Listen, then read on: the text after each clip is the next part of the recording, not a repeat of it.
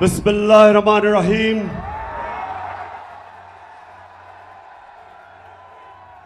इय्याका नअबुदु व इय्याका नस्तईन। अल्लाह तेरी इबादत करते और मौला सिर्फ तेरे से मदद मांगते हैं। सरगोदा, माशाअल्लाह सरगोदा, मैंने कभी नहीं, अभी आता हूं डीजल पे,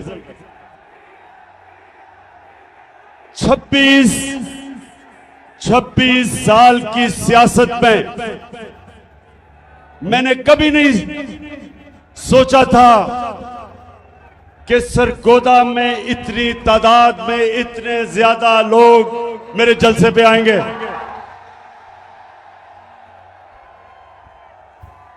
मैं आज आप सबका दिल से शुक्रिया अदा करता हूं। यहां नौजवान हैं, यहां हमारे बुजुर्ग भी हैं, यहां मेरे आईएसएफ के टाइगर भी हैं, लेकिन जो मुझे सबसे ज्यादा खुशी कि मेरी बहनें भी यहां हैं और इतने तादाद में जो कभी नहीं आई। मैं आप सबका शुक्रिया अदा करता हूं। मैं आज अपने सारे पाकिस्तानियों से बात करना चाहता हूं। पढ़े लिखे, इंग्लिश मीडियम, उर्दू मीडियम, मेरे दीनी मदरसे के बच्चे, मेरे रेड़ी वाले, ठेड़ी वाले, मजदूर, किसान, सारे पाकिस्तान के सूबे और खास तौर पे आज जो सैलाब में मेरे पाकिस्तानी आज मुश्किलों में हैं, जो मुतासरीन हैं, मुझे पता है वो मुश्किल में है, लेकिन मैं आज यहां खड़ा होके उनको सिर्फ ये एहसास दिलवाना चाहता हूं कि सारी कौम आपके साथ खड़ी है और इंशाअल्लाह हम सब मिलके पूरी कोशिश करेंगे आपकी मुश्किलें दूर करने के लिए। और मैं अपनी सारी कौम को इकट्ठा करूंगा और इंशाअल्लाह जब तक हम ये नहीं देख लेते कि हमारे सारे बलूचिस्तान से लेके सिंध से लेके ऊपर पख्तूनख्वा, गिलगित बल्तिस्तान, आजाद कश्मीर और खास तौर पे पंजाब के डीजी खान, राजनपुर, ये जो इलाके जिधर लोग मुतासर हैं, मैं आज सबसे पहले कहना चाहता हूं कि सारी पाकिस्तानी कौम आपके साथ है। मैंने टेलीथॉन किया, मैंने सोचा कि 3 घंटे का मैं टेलीथॉन करूंगा, चंद करोड़ रुपया इकट्ठा हो जाएगा। लेकिन पाकिस्तानियों, 3 घंटे से भी कम वक्त पे पाकिस्तानियों ने 550 करोड़ रुपया जमा किया मुतासरीन के लिए। हम वो पाकिस्तानी कौम है जिसे खौफ खुदा है, जो नबी सल्लल्लाहु अलैहि वसल्लम की उम्मत है। ये वो कौम है जो समझती है कि अपनी आखिरत को बेहतर करने के लिए हमारे ऊपर ये फर्ज है कि हम उन लोगों की मदद करें जो मुश्किल में हैं। और मुझे इतना फख्र हुआ सरगोदा, मुझे इतना फख्र हुआ कि मेरे बैरून मुल्क पाकिस्तानियों ने जिस तरह दिल खोल के पैसा दिया, 550 करोड़ रुपया सिर्फ 3 घंटे के वक्त में उन्होंने पैसा जमा कर दिया। और मुझे इतने पैगाम आए कि इमरान खान हम कोशिश करना चाहते थे, लेकिन वो लाइनें सारी भरी हुई थी, ब्लॉक हुई हुई थी। और मुझे आहिस्ता आहिस्ता अंदाजा हुआ कि अगर हमारे पास वक्त होता और वो टेलीफोन लाइंस खुली होती तो 5.5 अरब रुपया मजीद और जमा हो जाता। लेकिन फिक्र ना करो, मैं इंशाअल्लाह अब ये पैसे भी इकट्ठे करूंगा। प्रोग्राम बना रहा हूं कि किधर किधर हमने सबसे ज्यादा जरूरत है और पैसा खर्च करें। और मैं अपनी सारी कौम को भी आज दावत देता हूं कि जो भी मदद करना चाहे दुखी इंसानियत की, तो इंशाअल्लाह हम एक कंट्रोल रूम बनाएंगे और जो हमें कॉल करेगा हम बताएंगे कि ये फलानी जगह है, डीजी खान उधर आप मदद कर सकते हैं, या सिंध के अंदर, सिंध में तो सबसे ज्यादा नुकसान हुआ, तो उधर हम लोगों को भी बताते रहेंगे कि कैसे हम अपने जो सैलाब मुतासरीन हैं इनकी मदद कर सके। लेकिन एक अच्छा आईएसएफ, अभी आपने चुप करके सुनना है मेरी बात। आईएसएफ में डिसिप्लिन चाहिए मुझे। अच्छा जी, अब मैं वो इलेक्शन कमिश्नर सिकंदर सुल्तान, अगर ये सुन रहे हो तो तुम्हें पहली दफा अंदाजा हुआ कि फॉरेन फंडिंग क्या होती है। अब पता चला कि इमरान खान को फॉरेन फंडिंग में किसी तरह डिस्क्वालीफाई कर दो। ये देखी थी फॉरेन फंडिंग, ये ज्यादा पैसा बैरून मुल्क पाकिस्तानियों ने भेजा हमें, और ये वो पाकिस्तानी है। इंशाअल्लाह मैं आज अपनी सारी कौम के सामने कहना चाहता हूं कि इंशाअल्लाह एक दिन मैं अपने बैरून मुल्क पाकिस्तानियों को इकट्ठा करूंगा, और जो हमारा बैरूनी कर्जा है, जिसकी वजह से हमें आईएमएफ की गुलामी करनी पड़ती है, जिसकी वजह से हाथ फैलाने पड़ते हैं लोगों मुल्कों के सामने कि जी हमें पैसा दे दो, इंशाअल्लाह बैरून मुल्क पाकिस्तानियों को मैं मोबिलाइज करूंगा, ऐसी स्कीम्स लेके आऊंगा।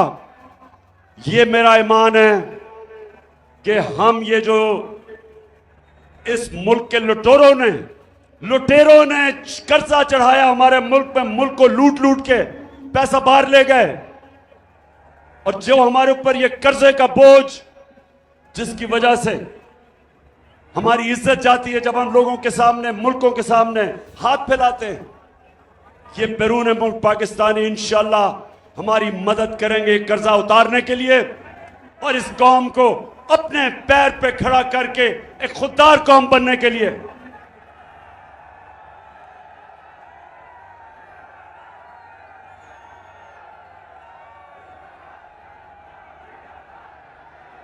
पाकिस्तानियों और सरगोदा के बाशऊर मेरे शहरियों, वैसे मैं कभी नहीं समझता था इतनी तादाद में सरगोदा के लोग निकलेंगे।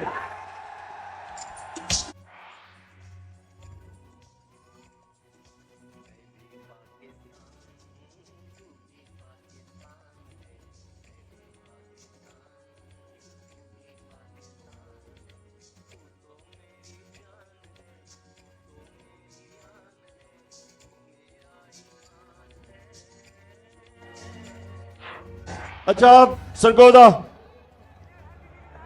पहले मैं आपसे एक संजीदा बात करना चाहता हूं। सरगोदा और मेरे पाकिस्तानियों जो सुन रहे हो, ये याद रखना कि हमारा मुल्क कभी एक अजीम मुल्क नहीं बन सकेगा जब तक पाकिस्तान में हम एक इंसाफ का निजाम नहीं कायम करते। हजरत अली रज़ियल्लाहु ताला ने कहा था कि कुफर का निजाम चल जाएगा, कुफर का निजाम चल जाएगा, लेकिन जुल्म और ना इंसाफी का निजाम नहीं चल सकता। आज अगर हमारा मुल्क एक अजीम कौम नहीं बना तो उसकी सबसे बड़ी वजह यह कि हमारे मुल्क में जुल्म का निजाम है। ताकतवर के लिए एक कानून, कमजोर के लिए दूसरा कानून। छोटा चोर चोरी करे तो जेल में, और बड़ा डाकू चोरी करे तो वो मुल्क का वजीर आजम बन सकता है। मेरे नबी सल्लल्लाहु अलैहि वसल्लम ने तकरीबन 1500 साल पहले कहा था कि तुम्हारे से पहले बड़ी कौमें तबाह हुई, जिधर ताकतवर जब जुर्म और चोरी करता था उसको नहीं पकड़ा जाता था, सिर्फ छोटे चोरों को जेलों में डाला जाता था। मैंने जब 8-9 दिन जेल में गुजारे, अपनी आजाद अदलिया के लिए मुझे जेल में डाला गया। मैं वाहिद लीडर था जिसको आजाद अदलिया के लिए जेल में डाला गया। तो जब 8 दिन मैंने जेल में गुजारे, और वो थी भी डीजी खान की जेल, आप यकीन करें एक अमीर चोर मुझे नहीं नजर आया, सारे गरीब नजर आए। सारे बेचारे गरीब, छोटे, भैंस चोरी, साइकिल चोरी और ये चोरी वो जेलों में। और जो मुल्क के बड़े बड़े डाकू थे, जब मैं असेंबली गया तो मुझे असेंबली में नजर आए।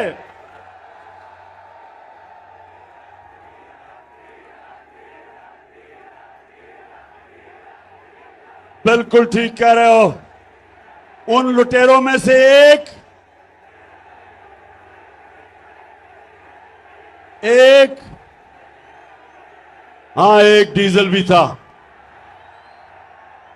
लेकिन दो बड़े बड़े लुटेरे खानदान, जरदारी खानदान और शरीफ खानदान,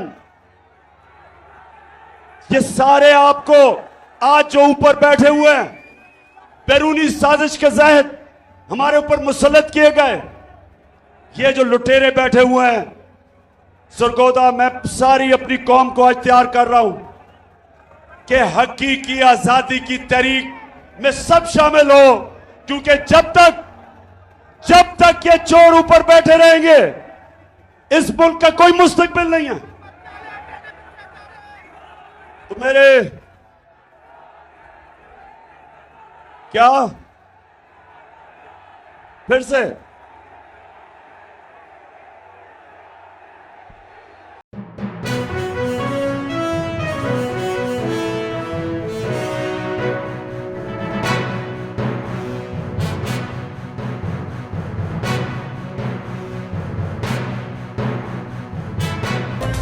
अच्छा सरगोदा,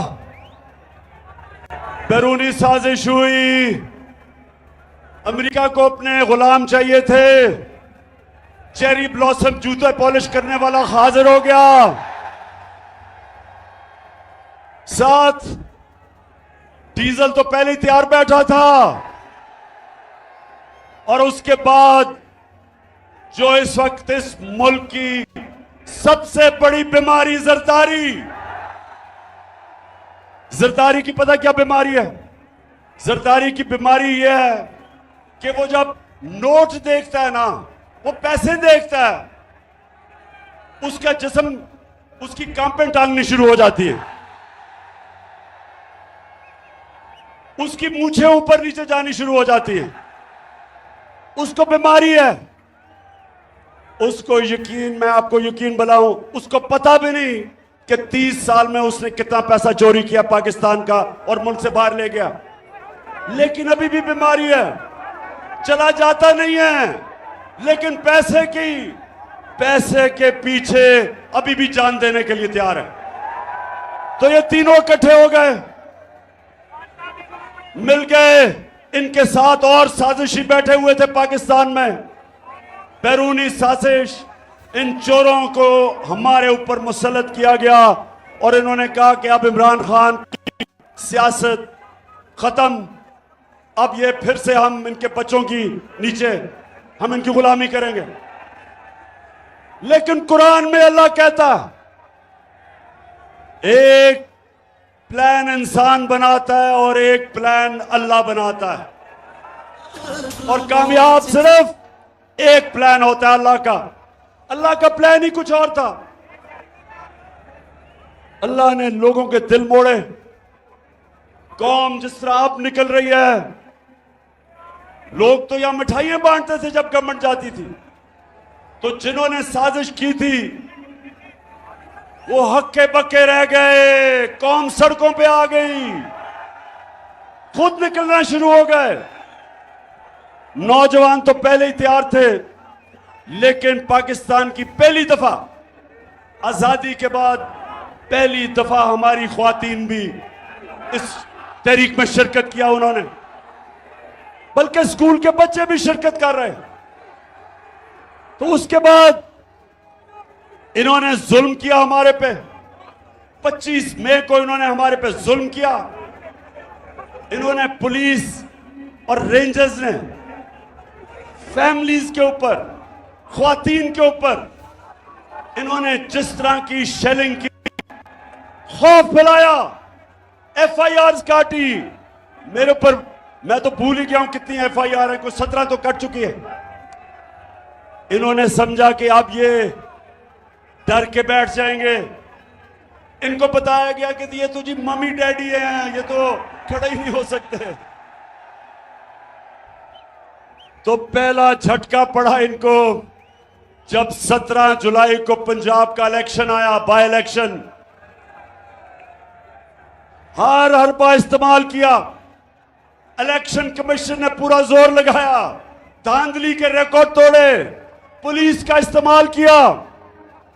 इस सब के बावजूद हमजा कुकड़ी को फारग करना पड़ा। अब जब ये इलेक्शन हार गए,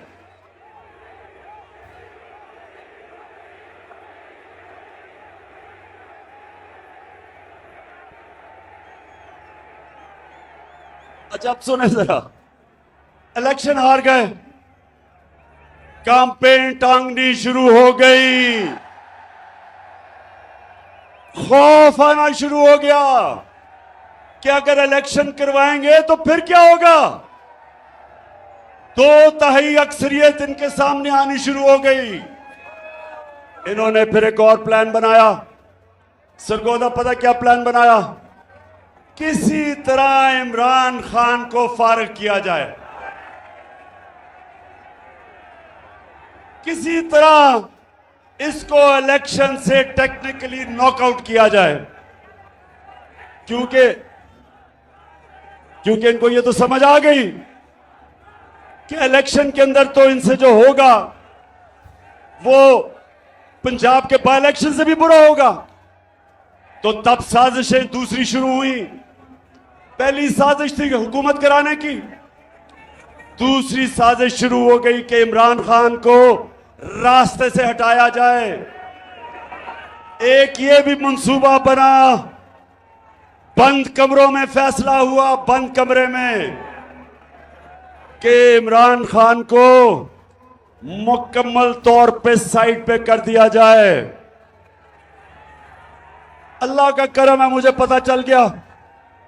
मैंने एक टेप बनाई हुई है, महफूज जगह पे रखी हुई है। उन 4 लोगों के नाम मैंने लिखे हैं जो उस साजिश में मुलव्विस थे, कि अगर मुझे कुछ हुआ तो मेरी कौम उन 4 को नहीं छोड़ेगी। सितम के कोहे गरा रूई की तरह उड़ जाएंगे। फिर वो जो इनका पालतू इलेक्शन कमिश्नर, उसको कहा कि इसको इमरान को डिस्क्वालीफाई किया जाए। फॉरेन फंडिंग, और फॉरेन फंडिंग तो देख ही लिया थी परसों रात को कि फॉरेन फंडिंग होती क्या है। और उसके बाद तोशाखाना, और इंशाल्लाह मैं चैलेंज करता हूं कि तोशाखाना का केस सुना जाए, ओपन हेयरिंग में सुना जाए। और जब मेरा केस सुना जाए, और मुझे पता है कि उस केस में ये जो कोशिश कर रहे हैं ये जलील होंगे, लेकिन मैं चाहता हूं उसके बाद हर कोई जिसको तोशा खाना से गिफ्ट्स मिली हैं सबका सुना जाए, जरदारी का भी, शरीफ का भी, यूसुफ रजा का भी, और सारी कौम को पता चल जाएगा, दूध का दूध पानी का पानी हो जाएगा। वो हो गया दो।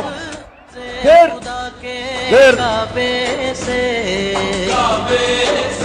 सब बुत उठवाए जाए। फिर इन्होंने एक और चीज सोची कि किसी तरह इमरान खान को जेल में डाला जाए। पहले इन्होंने, अब ये जरा सुने, 27वीं रमजान को सुने, जरा ऐसे गौर से सुनो। 27वीं रमजान को हम शब दुआ बना रहे थे, हम अल्लाह से दुआ मांग रहे थे अपने मुल्क के लिए। हमें क्या पता था कि उस दिन चेरी ब्लॉसम और ये अपनी टीम लेके मदीना चला जाएगा, हमें तो पता ही नहीं था। जब शब दुआ खत्म हुई तो पता चला कि मदीना में इनको चोर चोर के नारे लग गए।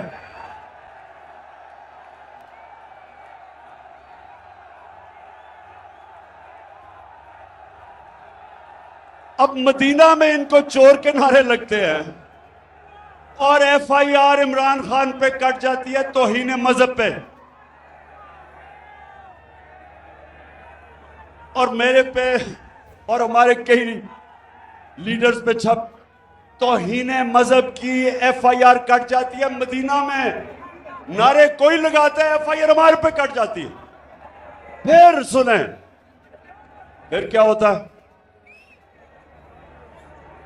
मैं अपना, मेरा जो चीफ ऑफ स्टाफ था शहबाज गिल, उसको पहले अगवा कर लेते हैं, फिर उसके ऊपर तशद्दुद होता है, नंगा करके उसके ऊपर तशद्दुद किया जाता है, जिनसी तशद्दुद किया जाता है। और मैं तो सिर्फ ये कहता हूं, मैं ये कहता हूं कि जो लोग जिम्मेदार थे, जिन्होंने ये तशद्दुद नहीं रोका, उनके ऊपर कानूनी कार्रवाई की जाएगी, कानूनी कार्रवाई की जाएगी। उसके ऊपर मुझे दहशतगर्द बना देते हैं, दहशतगर्दी का केस कर देते हैं। सारी दुनिया के अंदर पाकिस्तान का मजाक उड़ता है।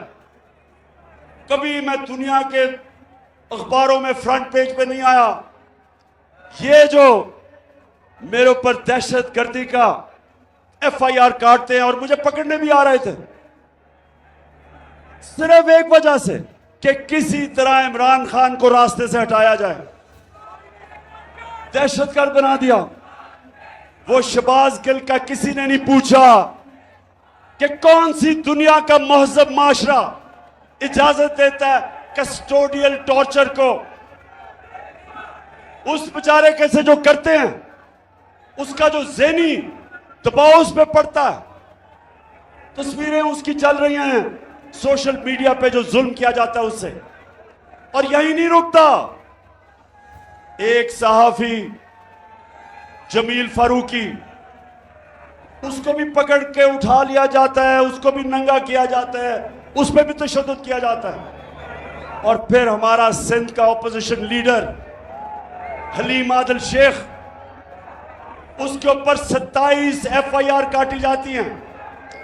सिंध असेंबली का ऑपोजिशन लीडर, वो एक केस से निकलता है दूसरे में जेल में डाल देते हैं, उसके ऊपर तशद्दुद करते हैं। और जब सारी कौम ये जब तमाशा देखती है और इंसाफ मांगती है, तो ये नून लीग वाले कहते हैं कि इमरान खान को डिस्क्वालीफाई करना चाहिए। नून लीग वाले बड़े गौर से सुन लो, तुम ये जो कहते हो कि इमरान खान को डिस्क्वालीफाई किया जाए क्योंकि नवाज शरीफ को किया गया, मेरे ऊपर केस बनाया जा रहा है किस चीज का? दहशतगर्दी का। क्यों? क्योंकि मैं कहता हूं कानूनी कार्रवाई की जाए उनके खिलाफ जिन्होंने ये तशद्दुद नहीं रोका। अब नवाज शरीफ के ऊपर क्या था? जरा आप गौर से ये मैं आपको वीडियो दिखाऊंगा, जरा ये वीडियो देखना।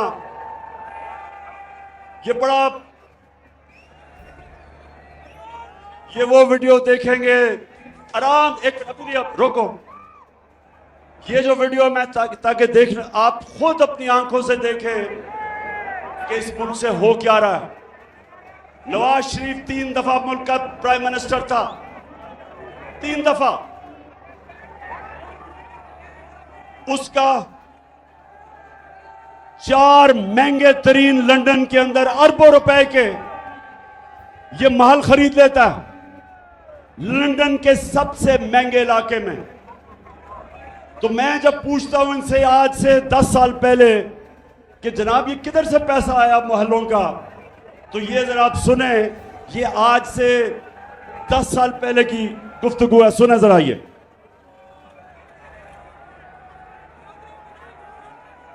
प्रॉपर्टी आप ले सकते हैं कि आपने मेफेयर के अंदर जो आपकी 4 अपार्टमेंट्स हैं उनकी 1 अरब से ज्यादा, 1 अरब रुपए से ज्यादा उनकी कीमत है।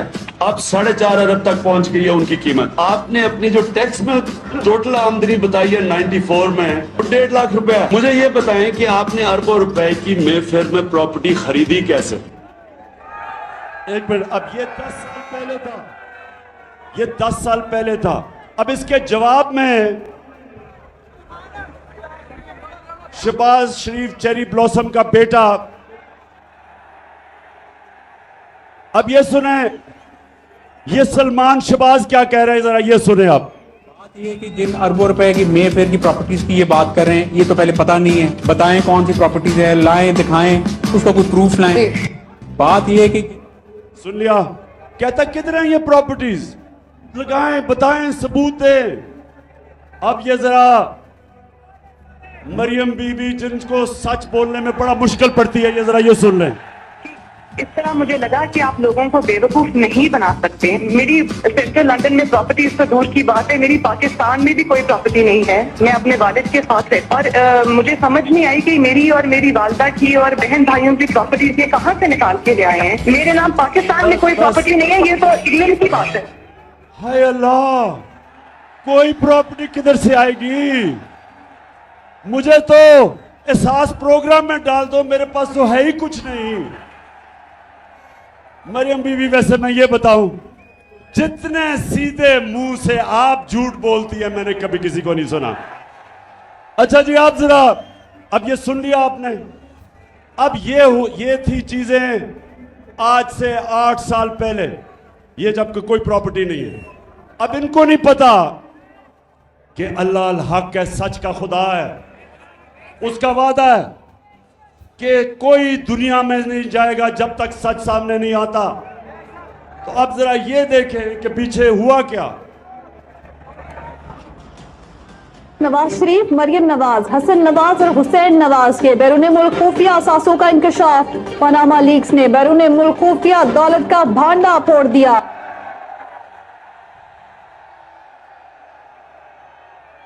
पाकिस्तानियों, अल्लाह अल हक है, सच का खुदा है। तो ये झूठ सुन लिया पहले आपने कि लंदन तो छोड़े, पाकिस्तान में मेरी बेचारी की कोई प्रॉपर्टी नहीं है। अब ये इंटरनेशनल इंकशाफ हो जाता है।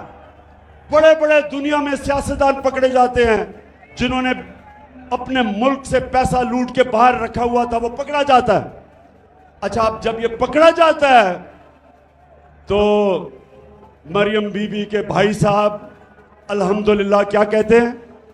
मैं इस बात को तस्लीम करता हूँ कि अल्हम्दुलिल्लाह पाक लेन के ऊपर जो अपार्टमेंट्स हैं वो अल्हम्दुलिल्लाह हमारे हैं। मैं इस बात को तस्लीम करता हूँ कि उनको ऑफशोर कंपनीज नेस्कॉल लिमिटेड और नीलसन लिमिटेड जो है उनको ओन करती हैं। और मैं आपको ये भी अर्ज करता हूँ उनको होल्ड कर रही है इस वक्त मरियम नवाज शरीफ, मेरी हमशीरा जो है। यहां अब हुसैन ये कह रहे हैं कि जब वो कह रही थी ना कि मेरी तो लंदन छोड़े पाकिस्तान में भी प्रॉपर्टीज, ये 4 अरबों रुपए के बड़े महलात इनकी मालिका मरियम नवाज थी। अब मरियम नवाज के पास तो पैसा ही नहीं था। पैसा किधर से आना था? किधर से आना था पैसा? बताओ पैसा किधर से आना था? आपसे आना था। कौम का पैसा चोरी करके ये प्रॉपर्टीज खरीदी गई। तो नून लीग वालों, मेरे से नवाज शरीफ का मुआवजा ना करो।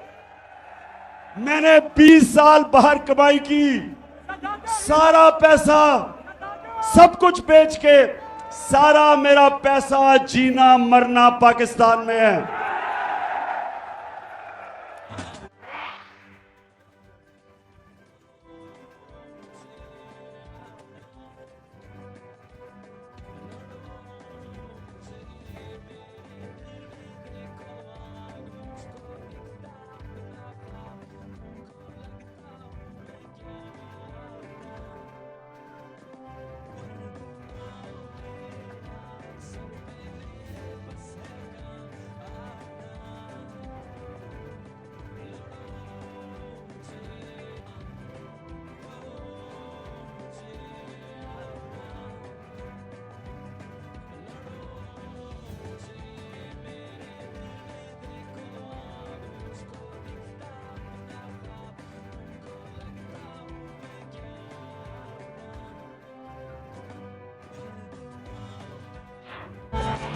अच्छा जी, अच्छा अब एक तरफ और मेरी बहनों, आपने गौर से सुनना है कि जब एक कौम की ख्वातीन जाग जाएं तब असल में इनकलाब आता है, क्योंकि घरों में इनकलाब आ जाता है। अब हालात ये हैं कि बाप नून लीग में है, पीछे से बीवी बच्चे सारे पीटीआई में, क्योंकि ख्वातीन के अंदर ना अल्लाह ने एक रेडार डाला हुआ है। रेडार वो है सच का रेडार। औरतें बड़ी जल्दी सच पे पहुंच जाती हैं। क्यों? इसलिए कि जब बच्चा पैदा होता है तो वो तो नहीं बोल सकता, तो वो मां जो होती है बच्चे की शक्ल से पहचान जाती है कि बच्चे को किस चीज की जरूरत है। वो शक्ल से समझ जाती है। वो जब ये नून लीग के चेहरे देखती है और जरदारी के, उसको पता है कि ये चोर है। अच्छा, तो एक तरफ तो पैसा इस मुल्क का चोरी करके ये और जरदारी खानदान और शरीफ मुल्क से बाहर आपका पैसा चोरी करके, ये जो फ्लैट खरीदे गए हैं ये आपके पैसे से खरीदे गए हैं। और इसलिए मैं 26 साल से जहाद कर रहा हूं इनकी करप्शन के खिलाफ। क्योंकि करप्शन क्या होती है, चोरी और करप्शन में क्या फर्क है? आईएसएफ, चोरी और करप्शन में क्या फर्क है? चोरी होती है जब आपके घर में जाके कोई चीजें चोरी करता है, उसको चोरी कहते हैं। करप्शन होती है जब कौम का पैसा चोरी किया जाता है, जब आप सबका पैसा जो स्कूलों पे लगना, जो अस्पतालों पे लगना है, जो सड़कों पे, जो मुल्क के बिजली बनाने में, जो चीजें सस्ती करने में पैसा होता है, वो चोरी में मुल्क से बाहर चला जाता है। इसलिए करप्शन कौमों को तबाह कर देती है। चोरी तो सिर्फ एक इंसान को नुकसान पहुंचाती है, करप्शन मुल्क तबाह कर देती है। तो ये क्यों चोरी करके पैसा बाहर भेजते हैं? ऐसे बताओ क्यों पैसा बाहर भेजते हैं? क्योंकि अरबों रुपया आप अपने बिस्तर के नीचे नहीं रख सकते। अरबों रुपया अगर आप मुल्क में रखेंगे तो लोग पूछेंगे किधर से पैसा आया। इसलिए चोरी करके मुल्क से बाहर पैसा भेजते हैं, तो अपना पैसा बाहर। और आजकल चेरी ब्लॉसम शहबाज शरीफ लोगों के पास जा रहा है। बड़ी तकलीफ है इसको मुतासरीन की। जहाजों से चीजें फेंकी जा रही हैं सिर्फ तस्वीरें खिंचाने के लिए। शहबाज शरीफ, अगर तुम सीरियस हो तो अपने और भाई और जरदारी को कहो आधा भी अपना पैसा वापस ले आओ, तो हम कितनी मदद कर सकते हैं सैलाब मुतासरीन की। अच्छा, अब जरा ये सुने, शहबाज शरीफ जब से आया है मुल्क को शर्मिंदगी पे शर्मिंदगी उठानी पड़ रही है। जरा ये सुने क्या कहता है। मैं सऊदी अरब से होके आया हूँ, मैं यूएई के होके, अभी मैं तुर्की होके आया हूँ, और मैंने उन भाइयों को कहा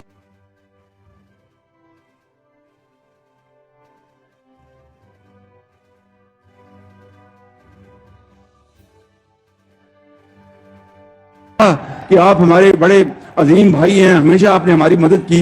और मैंने यही कहा, जब मैं आया हूं तो आप समझेंगे शायद ये मांगने आया, मैं मांगने नहीं आया, लेकिन जब मैं आया हूं तो आप समझेंगे शायद ये मांगने आया, मैं मांगने नहीं आया, लेकिन मजबूरी है। और जिस तरह माजी में 75 साल में आपने हमारा हाथ बटाया है, कुछ अर्सा आप हाथ बहुत मजबूरी है क्योंकि हम सारा पैसा चोरी करके बाहर ले गए हैं, तो अब मजबूरी है। तो खुदा के वास्ते पैसा दे दे। पाकिस्तानी जो बाहर बैठे हैं उनको कहते हैं कि पाकिस्तान पैसा लेके आओ, और यहां से चोरी करके पैसा बाहर ले जाते हैं। नौजवानों, कोई मुझे बताएं, आज मुझे कोई दुनिया का सरबराह बताएं, बनाना रिपब्लिक्स का नहीं, जो कि मुल्क तरक्की याफ्ता मुल्क है, मुझे एक सरबराह बताएं जो पॉलिटिक्स कर रहा है अपने मुल्क में और उसका पैसा भी बाहर पड़ा है, उसके बच्चे अरबों रुपए के घरों में रहते हैं, और जब उनसे पूछेंगे पैसा किधर से आया था घर खरीदने का, तो कहते हैं हम तो जवाबदेही नहीं, हम तो पाकिस्तान के शहरी नहीं हैं।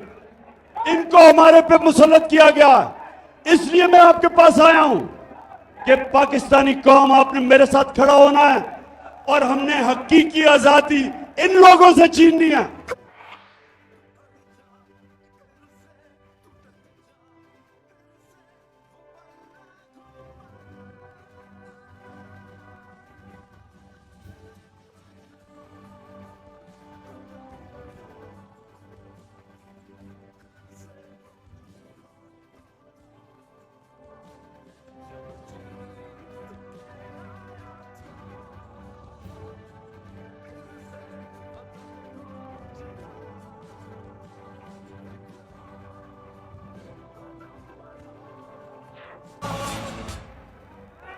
सरगोदा, अब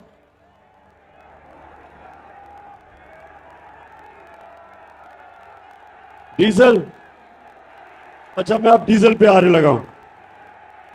जब इन्होंने साजिश करके हमारी हुकूमत कराई, सुने जरा, जब साजिश करके हमारी हुकूमत कराई गई, जो हुकूमत पब्लिश करती है इकोनॉमिक सर्वे ऑफ पाकिस्तान, जो हुकूमत बताती है कि एक साल में क्या माशी कारकर्दगी हुई, ये सारी एक किताब में लिखी जाती है जिसको कहते हैं इकोनॉमिक सर्वे ऑफ पाकिस्तान। ये इस हुकूमत ने शाया किया। इसके मुताबिक, सरगोदा जरा ये गौर से सुने, नौजवान आपकी तवज्जो खास तौर पे चाहिए।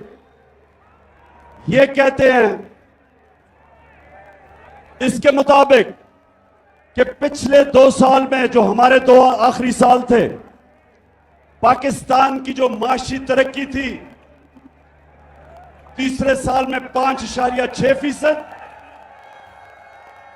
और चौथे साल में 6%। 17 साल के बाद ये पाकिस्तान की बेहतरीन इकोनॉमिक परफॉर्मेंस हुई थी।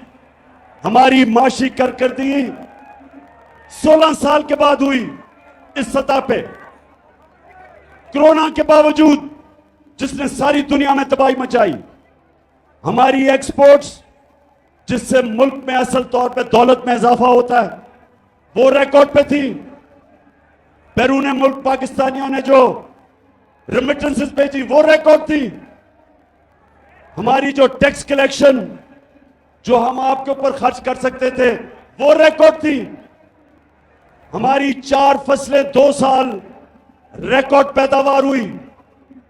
हमारे किसानों के पास सबसे ज्यादा पैसा आया पिछले 2 सालों में, और हमने, इसके बावजूद कि हम IMF के प्रोग्राम में थे, हमने पूरी कोशिश की कीमतें नीचे रखने की। जो हमारे दौर में महंगाई थी, जिसको कहते हैं SPI सेंसिटिव प्राइस इंडेक्स, जो आम आदमियों के लिए महंगाई होती है, जो खाने पीने की चीजें, बिजली, गैस वगैरह, हमारे दौर में वो था 17 से 18%। आज आप जानते हैं वो कितना है महंगाई, 4 महीनों में किधर से किधर गई। हम जब छोड़ के गए थे तो 17 और 18% के बीच में थी। सरगोदा आज 45% से ऊपर चली गई है। 3 गुना महंगाई बढ़ गई है। आज जो बिजली के बिल देने आए थे लोग, पूछे जिन जिन्होंने बिजली के बिल दिए, जरा हाथ खड़ा करके बताएं बिजली के बिल दिए हैं। बताएं मुझे कि जब बिजली के बिल दे रहे थे तो 2 गोलियां डिस्प्रिन की भी साथ खानी पड़ी, धचका पड़ा। और ये वो लोग थे जो कह रहे थे कि इमरान खान ने बड़ी महंगाई की। मैं तो आज पहले तो अल्लाह तेरा शुक्र अदा करता हूं, तू अल्लाह हक है। लेकिन वो जो टीवी चैनल्स, मैं जरा आज वो लिफाफे वाले लोग, पैसे लेके मीडिया चैनल वाले, आज जमीर फरोश मीडिया वालों, जरा लोगों से तो पूछो उनके ऊपर क्या गुजर रही है आज। अब पूछो कि वो बिजली का बिल दे या स्कूल की फीस दे या वो बच्चों के लिए खाना लेके आए। 45% से आगे बढ़ गई है महंगाई, 3 गुना ज्यादा। और ये भी सुन लें, जब हमारी हुकूमत थी तो सबसे वो हमने काम किए जो पाकिस्तान की तारीख में नहीं हुए। हम हेल्थ कार्ड लेके आए, हेल्थ इंश्योरेंस हर खानदान को, पंजाब में और पख्तूनख्वा में हर खानदान को 10 लाख रुपए का हेल्थ इंश्योरेंस कि किसी भी अस्पताल में जाके इलाज करवा सकते थे। पहली दफा आम आदमी प्राइवेट महंगे अस्पतालों में इलाज करवाता था। मेरे दोस्त डॉक्टर्स हॉस्पिटल वाला कहता आज से 4 महीने पहले कि इमरान खान, ये पहली दफा हमने आपकी हेल्थ इंश्योरेंस पे एक आम किसान का हार्ट ऑपरेशन किया, पहली दफा। तो ये कभी पहले नहीं हुआ। हेल्थ इंश्योरेंस एहसास प्रोग्राम हम लेके आए। हमने सूद के बगैर कर्जे दिए गरीबों के लिए, 20 लाख खानदानों के लिए, कि हमने उनके घरों के लिए सूद के बगैर कर्जा दिया। पूरी कोशिश थी नीचे से लोगों को ऊपर उठाया जाए। इसके बावजूद कि हम IMF प्रोग्राम में थे, महंगाई रोकी हमने, दुनिया में महंगाई थी। तो मैं आज पूछता हूं कि वो जिन्होंने साजिश की, आज बताएं कि जो पाकिस्तान का हाल है, कौन जिम्मेदार है इसका? कौन जिम्मेदार है?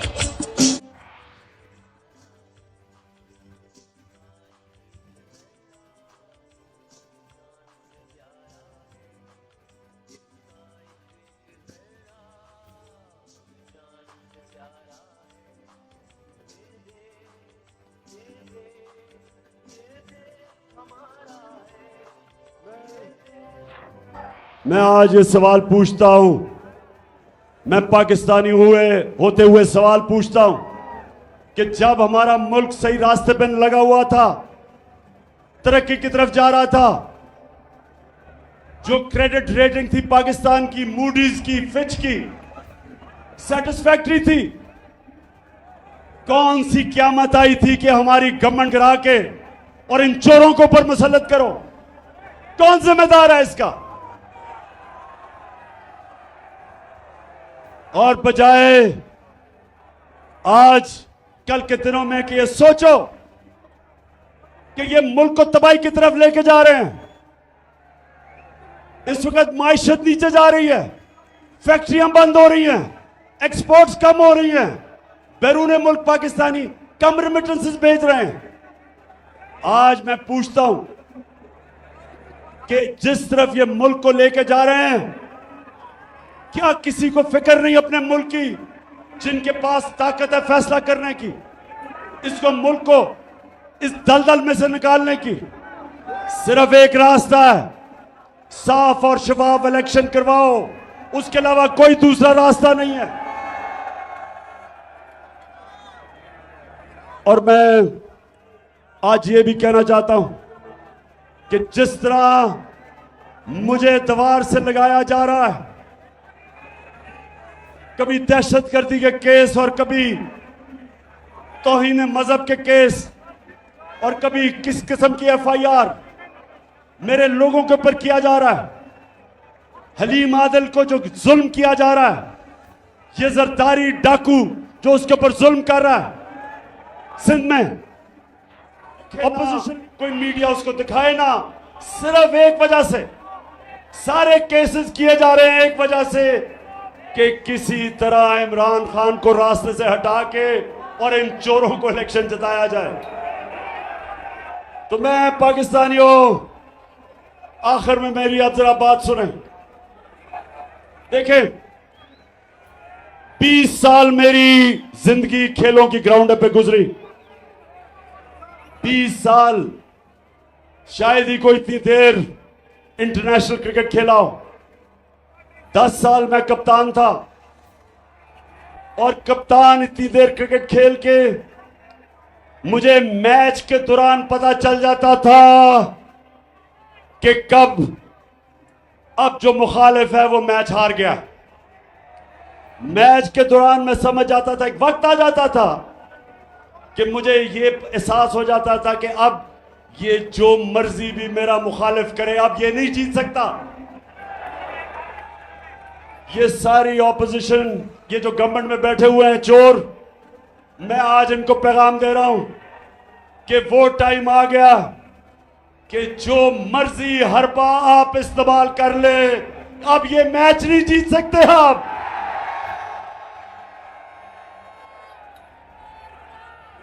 मैच अब एक की तरफ जाएगा। जितना आप दबाएंगे मेरी पार्टी को, उतना ज्यादा ऊपर उठेगी। जितना आप मीडिया से उसको दबाएंगे, ये इस तरह सरगोदा स्टेडियम, सरगोदा की तारीख में इस तरह स्टेडियम में लोग नहीं आए जिस तरह आज आए हैं। जो मर्जी कर ले, ये मैच अब हार गए। अब आप जो भी करेंगे मुल्क को नुकसान पहुंचाएंगे। मुल्क का सोचे, जाती मफादात का ना सोचे। जो अपने छोटे छोटे फायदे सोच रहे हैं, मुल्क को नुकसान पहुंचा रहे हैं। कौम का सोचे, 22 करोड़ पाकिस्तानियों का सोचो। ये लोगों का मुस्तकबिल, अपने बच्चों का मुस्तकबिल, इनके मुस्तकबिल का सोचो। और जब आप सोचेंगे इनका मुस्तकबिल ये जरदारी डाकू और डीजल और शहबाज शरीफ की तरह के चोरों के साथ इनका मुस्तकबिल नहीं है। इनका मुस्तकबिल है कि कौम साफ और शफाफ इलेक्शन से फायदा खुद फैसला करे कि कौन सी क्यादत इस कौम को चाहिए। और यही एक रास्ता है। और ये जितना भी मुझे दीवार से लगाएंगे, याद रखें कि मैं तो वो कप्तान हूं। जितना आप मुझे दीवार से लगाएंगे, मैं तो और लड़ूंगा, मैं तो और मुकाबला करूंगा।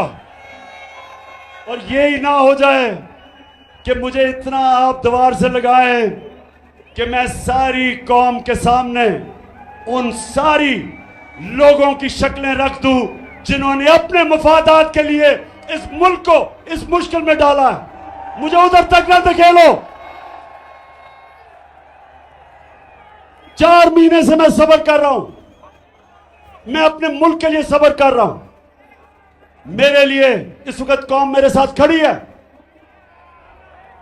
गिलगित बल्तिस्तान में तहरीक इंसाफ, पख्तूनख्वा में तहरीक इंसाफ, पंजाब में, आजाद कश्मीर में, तो मैं जब चाहूं इस्लामाबाद को बंद कर सकता हूं। लेकिन अपने मुल्क के लिए नहीं कर रहा, माशी हालात की वजह से नहीं कर रहा। और अब सैलाब आ गए, लेकिन मैं फिर से आखिर में कहता हूं, मुझे उधर तक ना धकेलो। मैं वो हूं, वो जितना आप कोशिश करेंगे मुझे प्रेशर में लाके, डरा के, धमका के, FIRs काट के, मैं उतना और जोर से आपका मुकाबला करूंगा। सरगोदा, मैं आपको आज दिल से शुक्रिया अदा आपका करता हूं, जो आज आपने जिस जुनून से यहां इस गर्मी में आप आए।